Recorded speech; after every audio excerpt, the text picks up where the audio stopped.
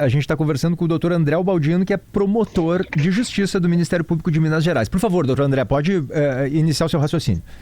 Bem, o que sucede? A camada da população a que ela pertence é uma camada mais pobre da população, o que inclusive, diga-se de passagem, repulsivamente favoreceu a ação do criminoso. Porque essa jovem, já estando num processo aí, digamos, de exclusão, de rejeição ou de cuidados muito poucos por parte de sua mãe, em companhia de quem vivia, acabou tendo facilitado o processo de aliciamento com pequenos presentes. Era, portanto, uma criança pobre e que, com o assentimento da mãe, já para adiantar em direção às demais perguntas que você me fez, acabou tendo assentido não só o namoro, mas por assentimento da mãe, a mudança para a casa do indivíduo em que ela ficou, com quem ela ficou namorando por aproximadamente um mês, em cuja casa ela ficou durante aproximadamente uma semana, período durante o qual, com o conhecimento da sua mãe, ela manteve relações sexuais com esse indivíduo. À época, ela com 12 e ele com 35. Doutor André, é muito comum, e foi essa a primeira interpretação do desembargador, em dizer que ali havia um vínculo afetivo consensual, né? A menina não teria sido forçada a nada, a mãe aqueceu, e por isso ele ignora o que diz o Código Penal, que não existe consentimento quando a vítima tem menos de 14 anos, né? Estupro de vulnerável não tem consentimento. Eu queria que o senhor falasse um pouco sobre isso, sobre essa impressão de que era tudo consensual. A gente bem sabe que depois de muitos debates do direito brasileiro, acabou prevalecendo uma ideia que já vem desde um tempo consideravelmente antigo. É que os menores de 14 anos são doutrinariamente definidos como pessoas de resistência nula. Isto é, aquelas pessoas que pela sua tenridade, pela ainda precária formação psíquica sua, não são ainda essas pessoas capazes de consentir nem de resistir. E por isso elas são objeto de uma cuidadosa proteção por parte do ordenamento jurídico. Portanto, o consentimento ofertado por uma jovem com essa idade, ela é absolutamente inútil, particularmente quando se trata de uma jovem que naquela época tinha 12 anos, havia deixado de ser criança, segundo o Estatuto da Criança e do Adolescente, para se transformar na adolescente. Ou seja, ela tinha acabado de ingressar na adolescência, não tendo ainda a sua mente perfeitamente formada, é claro que não, e se quer dar alguma relevância do ponto de vista jurídico ao assentimento por ela dado. Um assentimento absolutamente irrelevante. Promotor, o desembargador voltou atrás e condenou o estuprador e a mãe da criança, né? Ele disse que na primeira decisão não tinha considerado a realidade social e a perspectiva de gênero. Mas, ao mesmo tempo, a partir desse caso específico, a gente tomou conhecimento de que houve mais 40 decisões, aproximadamente, nessa mesma linha no TJ de Minas. O senhor acredita que tem aí um erro de interpretação da corte ou uma distorção deliberada do tipo penal? Eu aproveito a pergunta que você me faz para prestar alguns esclarecimentos importantes. De fato, o desembargador, provocado pelos embargos de declaração que nós opusemos, ele reviu a sua decisão e proferiu uma decisão condenatória. Mas acabou nos forçando, assim, a manejar um outro recurso, porque ele não poderia ter revisto essa decisão sozinho. Sim. Ele teria que tê-lo feito colegiadamente. Ele pertence a uma turma, ele não é a própria turma. Como a decisão absolutória foi tomada por um grupo de 3 desembargadores, à razão de 2 votos pela absolvição e 1 voto pela condenação, diante dos embargos de declaração com efeitos infringentes, que foi o recurso com que ingressamos, diante do manejo por nós do recurso de embargos de declaração com efeitos infringentes, ele teria que ter submetido esse recurso à apreciação dos seus pares. Tecnicamente é esse o caminho. Exatamente. Nós manejamos o recurso adequado, cabível na espécie, porque vejam, não é possível o recurso de embargos infringentes por parte do Ministério Público.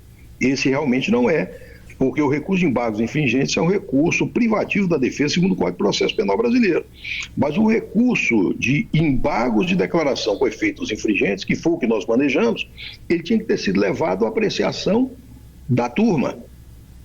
Apesar do que, Sua Excelência, o desembargador relator, deu provimento ao recurso, nos obrigando, portanto, a manejar um novo recurso para que o rito recursal adequado fosse observado, porque a decisão que ele proferiu é, a rigor, uma decisão nula. Porque foi uma decisão que grave. os demais. E por isso nós manejamos um novo recurso e já acabei de saber agora pela manhã que um novo despacho foi proferido, promovendo a convocação da reunião da turma para daqui a poucos dias, não sei exatamente qual, para que a turma referende ou não a decisão que ele tomou. A rigor não é mesmo para referendar, é para que a turma tome a decisão. Mas, de qualquer do ponto de vista jurídico, o que ele fez, não sei se errado, mas tecnicamente tem um equívoco na condução, né? Claro que a pressão popular ele quis... Mas ainda assim, é claro, com a pressão popular ele quis dizer, opa, né, voltei atrás, errei. Né? O senhor não pode dizer isso, mas eu posso. Ele quis limpar a barra. Né? Claro que sim, claro. Mas a minha dúvida é se ainda assim, mesmo que tenha sido nula essa segunda decisão, agora condenando esse acusado de estupro e a mãe da vítima também, se eles estão presos, mesmo assim. Não, o que sucede é o seguinte, na decisão que tomou, revendo a decisão que tomara, ele determinou a prisão. Mas como a decisão é nula, essa prisão poderia tornar-se insubsistente. Então nós do Ministério Público, por uma medida de cautela e até para evitar a fuga dos agora condenados por essa decisão que nós reputamos nula, nós pedimos que aquela parte da decisão em que se decretava a prisão, ela fosse convertida numa decisão de prisão preventiva, que é da competência do relator. Ou seja, muito embora a decisão seja nula, porque tomada monocraticamente, essa decisão, no ponto em que ela decretava a prisão, nós pedimos que ela fosse decidida como prisão preventiva. Eu queria perguntar para o senhor, porque tem muitas decisões do STJ, várias decisões absolvendo réus que mantiveram relações com crianças, né? Abaixo de 14 anos. Como é que o senhor vê isso, né? O senhor que está atuando nesse caso, que esse aí foi tão expressivo, mas tem outros casos... É horrível dizer isso, mas não chega a ser uma novidade, né? Apesar de ter o STJ... E acho que também embasado nisso, muitos profissionais acabam decidindo nesse sentido. Como é que o senhor lê esse movimento, esse absurdo, né? Eu digo isso, mas assim, o STJ ter precedentes fazendo a mesma coisa. Perfeito. Bem, eu colho a oportunidade para esclarecer o seguinte: diferentemente do que tem alguns que pouco entendem o funcionamento do aparelho repressivo estatal ponderado, o Ministério Público, pelo menos o Ministério Público Mineiro, eu tenho certeza que também o Ministério Público Gaúcho, como o Ministério Público Brasileiro de modo geral, nós temos estado atentos a essas situações e nós temos recorrido. Perfeito. No caso do Ministério Público do Estado de Minas Gerais, por exemplo, relativamente ao qual eu tenho essa responsabilidade, eu devo inclusive dizer que nós temos recorrido de todas essas decisões que têm sido proferidas nesse sentido. Tem gente dizendo, não, o Ministério Público, eu já vi nas redes sociais, né, em função da ampla repercussão disso, o Ministério Público agiu premido pelas circunstâncias. Não, meus amigos, é verdade. O Ministério Público agiu premido pelas circunstâncias. Nós temos recorrido de todos os casos. Agora, em relação a esse caso, para nossa surpresa, porque se trata de um processo em segredo de justiça, a coisa chegou ao público e, obviamente, a sociedade, com toda a razão, por meio de seus órgãos de imprensa, perguntou, e aí, Ministério Público, o que vocês estão fazendo?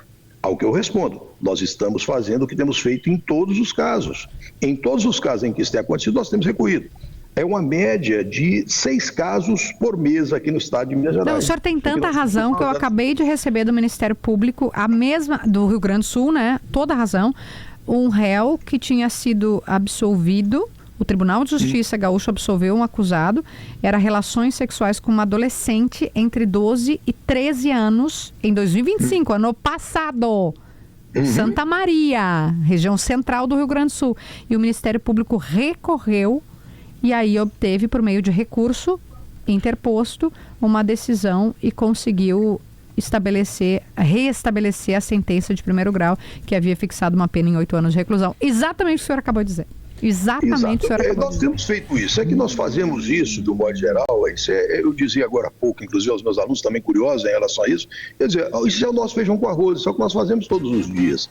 E, obviamente, nós não saímos alardeando o que temos feito, porque nós já temos cumprido essa obrigação. Claro. No momento, todavia, em que um caso como esse, absolutamente repulsivo, como tantos outros, chega ao conhecimento público e a sociedade, portanto, se indigna e cobra do Ministério Público a sua atitude, o Ministério Público está explicando, olha, nós tomamos tal ou qual atitude, como, aliás, temos tomado em todos os casos assemelhados, como o Ministério Público do Rio Grande do Sul tem feito, como o Ministério Público brasileiro tem feito de um modo geral. Perfeito. E no caso de Minas Gerais, nós temos encontrado, como disse, essa incidência, uma média de 6 casos por mês em que tem acontecido isso, que me permite, então, responder a segunda parte da sua pergunta, que é basicamente o seguinte: houve um determinado momento na história do direito brasileiro em que se criou a ideia, em que se incorporou ao direito a ideia de que o menor de 14 anos como eu dizia, uma pessoa de resistência nula, é uma pessoa vulnerável e, portanto, ela não pode assentir a que alguém com ela pratique relações sexuais ou outros atos libidinosos. Então, ela não pode dar esse assentimento. Pois bem, em função disso, passou a considerar-se, pois, estupro de vulnerável toda a relação com o menor, ainda que houvesse o consentimento. Com o menor de 14, ainda que houvesse o consentimento. No entanto, inspirado em algumas experiências estrangeiras, o STJ, num dado instante, abriu uma exceção a essa proibição, falando da chamada exceção de Romeu e Julieta, que foi concebida em alguns países estrangeiros com a ideia de que, principalmente quando haja uma pequena diferença entre a vítima e o autor, e quando haja assentimento e quando haja constituição de um núcleo familiar, é possível considerar-se não configurado o crime.